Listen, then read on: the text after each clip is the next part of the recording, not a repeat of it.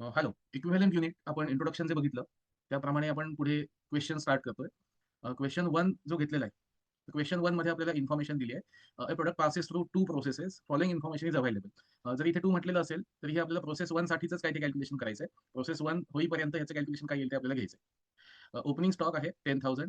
Material cost म्हणजे current मंथसाठी केलेला खर्च 27,500 दिसतोय. लेबर म्हणजे वेजेस दिसत आहेत. ओव्हरहेड्स हे आता खर्च तुमच्या नेहमीचे माहितीच आहे. प्रोसेस कॉस्टिंगमध्ये आधी आपण घेतल्याप्रमाणे. ओपनिंग स्टॉक दिलाय 4,000 युनिट्स आणि इथे म्हटलेले 25% कंप्लीट. म्हणजे ओपनिंग स्टॉक आपल्याकडे 4,000 क्वांटिटी आहे, पण त्याचं कंप्लीशन फक्त 25%च झालंय.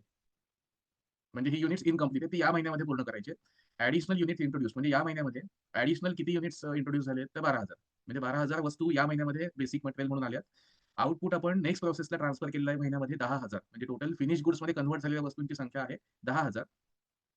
क्लोजिंग स्टॉक आपल्याकडे शिल्लक आहे 5,000 युनिट्स आणि 1,000 चा आपला नॉर्मल लॉस आहे. आता ह्या 5,000 साठी काय दिलंय, की ही 5,000 युनिट्स फक्त 20%च कंप्लीट होती. म्हणजे 100% पूर्ण झाली असती तर ती फिनिश गुड्स म्हणून पुढे गेली असती.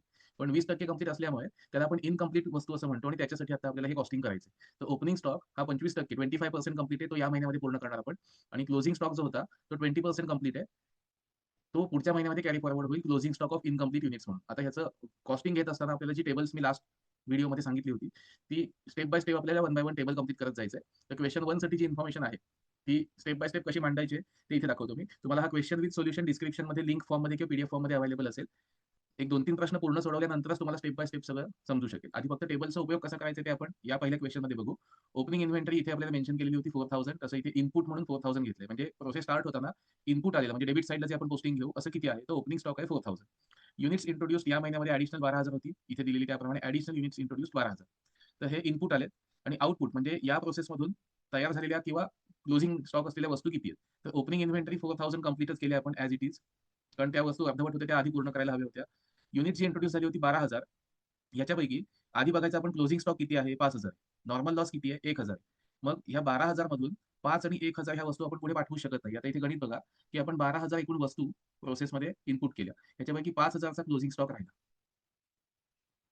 नंतर 1,000 वस्तू ह्या नॉर्मल लॉस होत्या म्हणजे त्या डॅमेज झाल्या किंवा आपल्याला त्या वस्तू आउटपुट म्हणून मिळाल्या नाही. आता शिल्लक किती राहिले?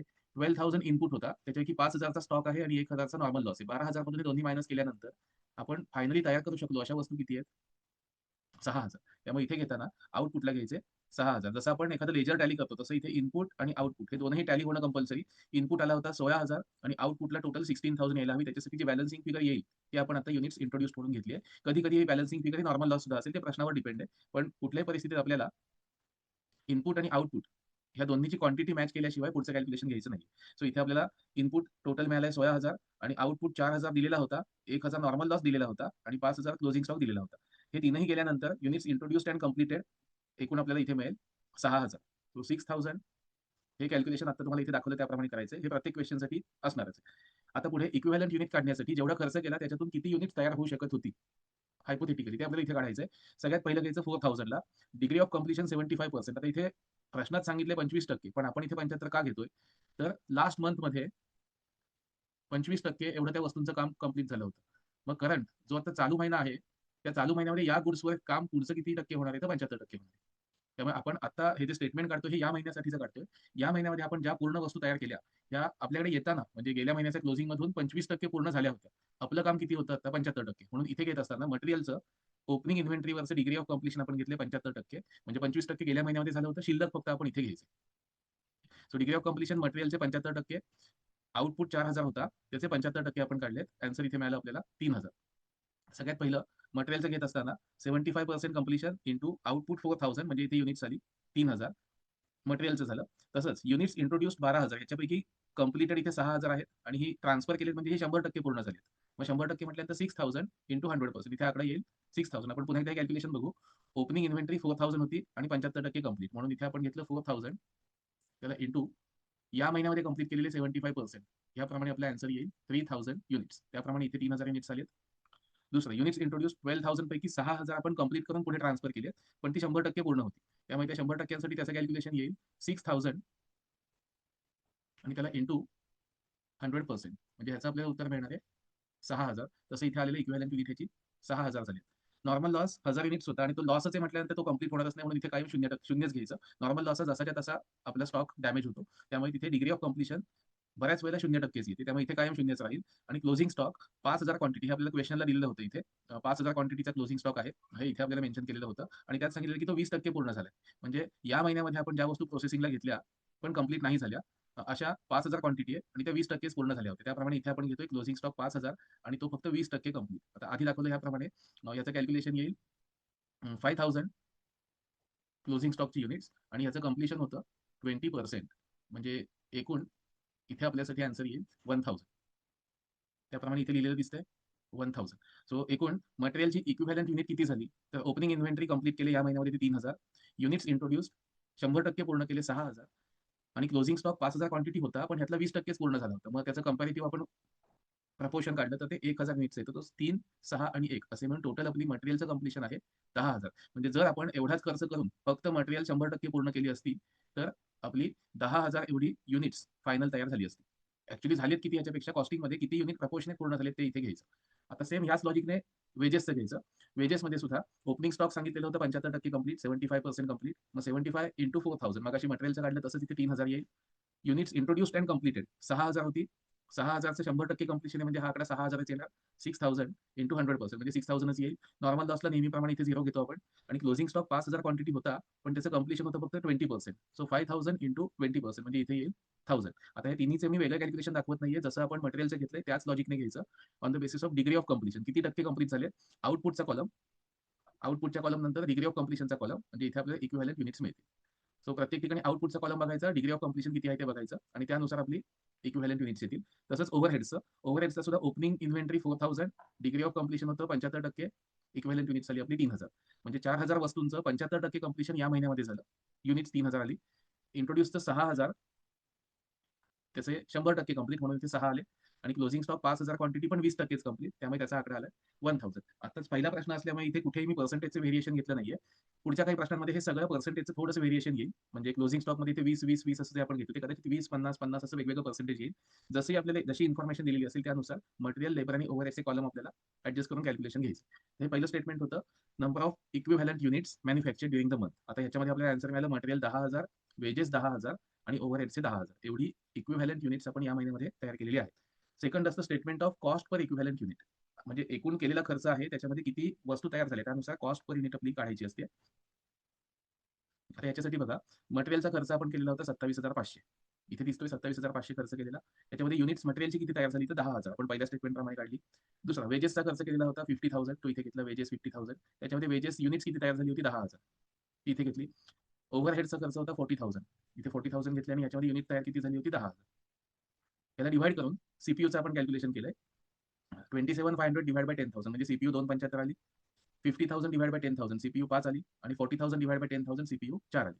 आता हे जे सीपीयूचे आकडे आहेत ते आपल्याला पुढच्या स्टेपसाठी वापरायचे असतात. So step number 1 calculation of equivalent units इथे आपण 10,000 काढलेत. Step number 2 calculation of CPU on the basis of total amount spend. हे स्टेप नंबर 2 चा आन्सर आलं. आता हेच आपल्याला स्टेप नंबर 3 मध्ये कॅरी फॉरवर्ड करायचं असतं. स्टेप नंबर 3 असते स्टेटमेंट ऑफ इव्हॅल्युएशन म्हणजे एकूण आपण या महिन्यामध्ये जे जे काही काम केलंय ते कोणकोणत्या प्रकारचं आहे. तर पहिलं आपण बघू या महिन्यामध्ये आपण केलेलं काम कोणतं कोणतं असतं. तर या महिन्यामध्ये फर्स्ट स्टेप आपण गेल्या महिन्यात मधून आलेली जी इनकम्प्लीट युनिट्स होती ही युनिट्स कंप्लीट केली. हे पहिलं काम. दुसरं काम या महिन्यामध्ये काही ऍडिशनल युनिट्स आपण मटेरियल म्हणून इंट्रोड्यूस केली आणि ती फिनिश गुड्स मध्ये कन्व्हर्ट केली. आणि तिसरं काम आपण केलं या महिन्यामध्ये रॉ मटेरियल जे होतं ते आपण प्रोसेसिंगला घेतलं पण ते कंप्लीट करू शकलो नाही म्हणजे काही टक्केच काम पूर्ण झालं. मग converted raw material into WIP. आता या 3 स्टेप ज्या होत्या यातलं इनकम्प्लीट वस्तू ज्या आपण कंप्लीट केल्या ह्या किती आहेत ते तुम्हाला प्रश्नामध्येच दिसेल. प्रश्नामध्ये इथे काय म्हटलेलं होतं ओपनिंग इन्व्हेंटरी 25% कंप्लीट होता. ओपनिंग स्टॉक म्हणजे आपण या महिन्यामध्ये काम पूर्ण केलेलं किती असणार आहे इनकम्प्लीट मधून कंप्लीट मध्ये कन्व्हर्ट केलेलं 75%. त्यामुळे हे आपलं पहिलं काम झालं की गेल्या महिन्यातल्या अर्धवट तयार झालेल्या ज्या वस्तू होत्या त्या आपण 75% कंप्लीट केल्या. नंतर मटेरियल म्हणून इंट्रोड्यूस केलं आणि फिनिश गुड्स मध्ये कन्व्हर्ट केलंय अशी 6,000 युनिट्स होती. हे आता स्टेटमेंट नंबर 1 प्रमाणे 6,000 युनिट्स आपण इथे जी घेतलेली दिसत आहेत ती आपण या महिन्यामध्येच मटेरियल फॉर्म मधून फिनिश गुड्स मध्ये कन्व्हर्ट केली. आणि तिसरं काम होतं आपला जो क्लोजिंग स्टॉक आहे क्लोजिंग स्टॉक 5,000 किलो पण तो 20%च कंप्लीट होता. म्हणजे आपण मटेरियल प्रोसेसेसला घेतलं पण ते 100% कंप्लीट झालं नव्हतं. म्हणून इथे आपण काय घेतोय, की raw material converted to WIP हे काम आपण केलं 20% कंप्लिशनचं. तर महिन्याभरामध्ये जी आपण टोटल 3 कामं केलेली आहेत. पहिलं conversion of incomplete material into finish goods 75% complete आपण या महिन्यामध्ये केली. Conversion of material into finish goods ही 6000 क्वांटिटी आपण start to end full finish गुड्समध्ये कन्व्हर्ट केली. आणि तिसरं काम केलं material converted to WIP up to 20% राहिलेलं काम पुढच्या महिन्यामध्ये होईल. तर ह्या तिन्हीचा एकूण जो खर्च होतो त्याचा इथे आपल्याला इव्हॅल्युएशनमध्ये अनालिसिस लिहायचं आहे. आता हे वन बाय वन बघा. इथे इनकम्प्लीट कन्व्हर्टेड टू कंप्लीट हे इथे पहिलं दिसतंय ओपनिंग इन्व्हेंटरी प्रोसेस म्हणजे conversion of opening stock into finish goods त्याचा खर्च. दुसरी स्टेप आहे material converted to finish goods म्हणजे त्याचा खर्च इथे दिसतोय कंप्लीटेड युनिट्स. आणि तिसरा मटेरियल कन्व्हर्टेड टू WIP म्हणजे ज्या वस्तू आपण या महिन्यात प्रोसेसेसला घेतल्या पण त्या कंप्लीट होऊ शकल्या नाही त्याचा खर्च इथे लिहायचा. आता ह्यानुसार आपलं एकूण कॉस्टिंग किती होतंय ते बघा. एकूण कॉस्टिंग मटेरियलसाठी लेबर आणि ओव्हरहेड्स इक्विव्हॅलेंट युनिट आपण प्रोसेस मध्ये स्टेप नंबर 1 प्रमाणे घेतले. स्टेप नंबर 1 मटेरियलच्या कॉलमला 3,000 होते. आपण लगेच क्रॉस चेक करूया.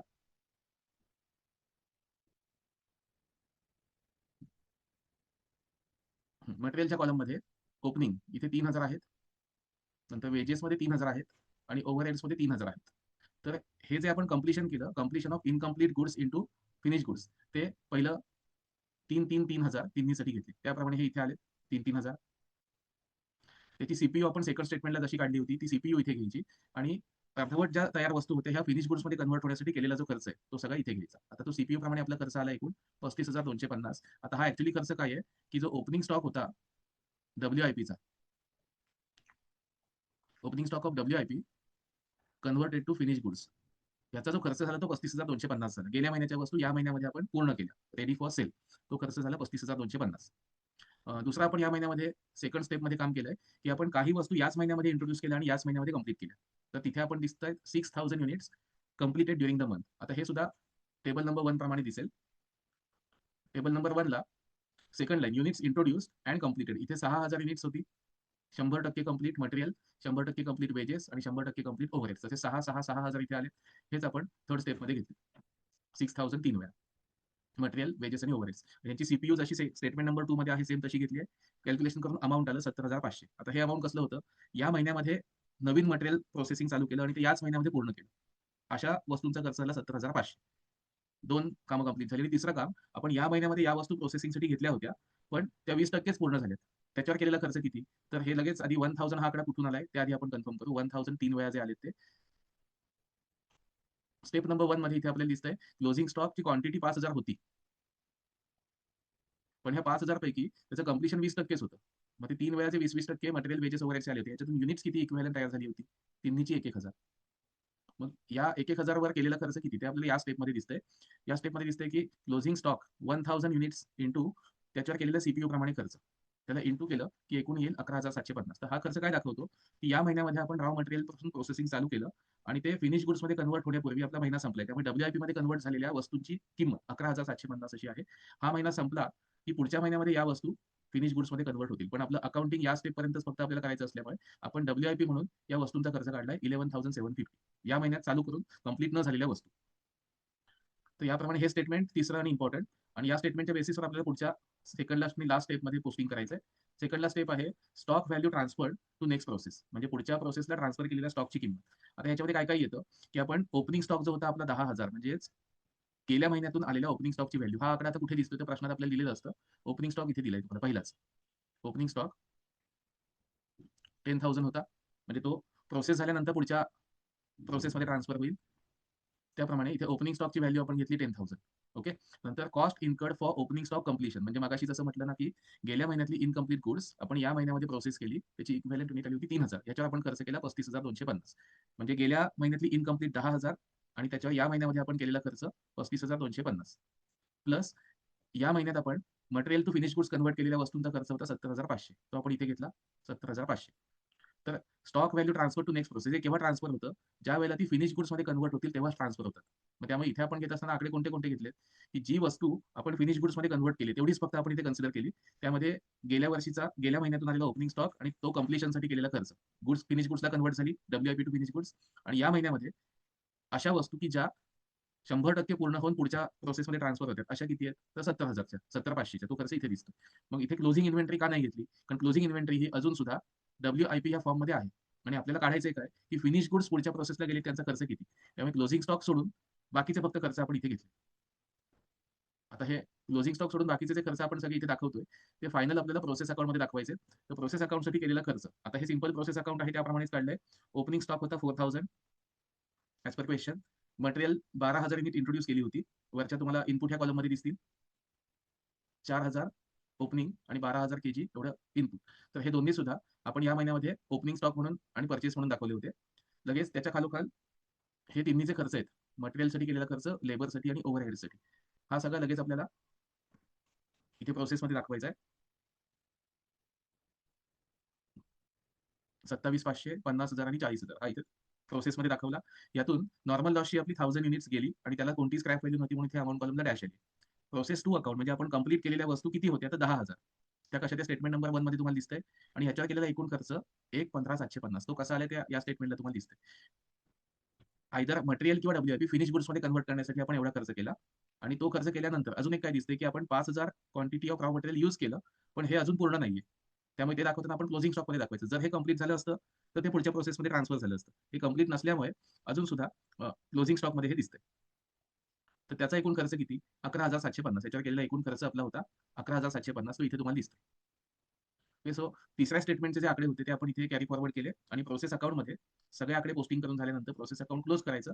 क्वांटिटीची टोटल दोन्हीकडे 16,000 आणि अमाउंट स्पेंड केले याची टोटल 1,27,500. आता हे स्टेप बाय स्टेप आपण कंप्लीट केल्यानंतर केलेला एकूण जो खर्च होता सगळा, हा 2 भागात डिव्हाईड झालाय. फिनिश गुड्समध्ये काही कन्व्हर्ट झालेत आणि काही अजून सुद्धा डब्ल्यूआयपीमध्ये आहेत. म्हणजे पूर्ण महिन्याभरामध्ये आपण जो ह्या प्रोसेसमध्ये खर्च केला, तो खर्च इथे 2 भागात डिव्हाईड झालेला दिसतोय. काही खर्च आहे तो फिनिश गुड्स कंप्लीट होण्यासाठी यूज झाला आणि काही खर्च सध्या आपण डब्ल्यूआयपीमध्ये गुड्स कन्व्हर्ट केलेत, पण बाकीचं प्रोसेसिंग यांचं पुढच्या महिन्यामध्ये होईल. त्यामुळे तो इथे दाखवत असताना आपण क्लोजिंग स्टॉक म्हणून दाखवलाय. तर इथे आपलं सोल्युशन संपतं. प्रोसेस अकाउंट एक जे आपण काढतो, त्याच्यामध्ये जर इनकम्प्लीट कोणतंही काम राहिलेलं असेल, तरच आपल्याला ही इक्विव्हॅलंट युनिट काढायला लागतात. जर सगळ्याच्या सगळ्या वस्तू कंप्लीट झाल्या असत्या, तर इथे क्लोजिंग स्टॉक म्हणून काही दिसलं नसतं. संपूर्णपणे आउटपुट आपण प्रोसेस 2 मध्ये ट्रान्सफर केलं असतं. तर हा प्रश्न तुम्हाला डिस्क्रिप्शनमध्ये पीडीएफ किंवा लिंक फॉर्ममध्ये अवेलेबल असेल. लिहा, सोडवा. त्याच्यात सोल्युशन सुद्धा असेल. काही अडलंच तर पुन्हा एकदा हा व्हिडिओमध्ये पर्टिक्युलर स्टेप जी तुम्हाला अडली तेवढी परत एकदा बघा. एक 2-3 प्रश्नांची प्रॅक्टिस केल्याशिवाय इक्विव्हॅलंट युनिटचा पूर्ण क्वेश्चन समजणार नाही. त्यामुळे प्रॅक्टिस करा. त्यानंतरच पुढच्या स्टेप्स काय काय आहेत ते आपण बघू. Thank you.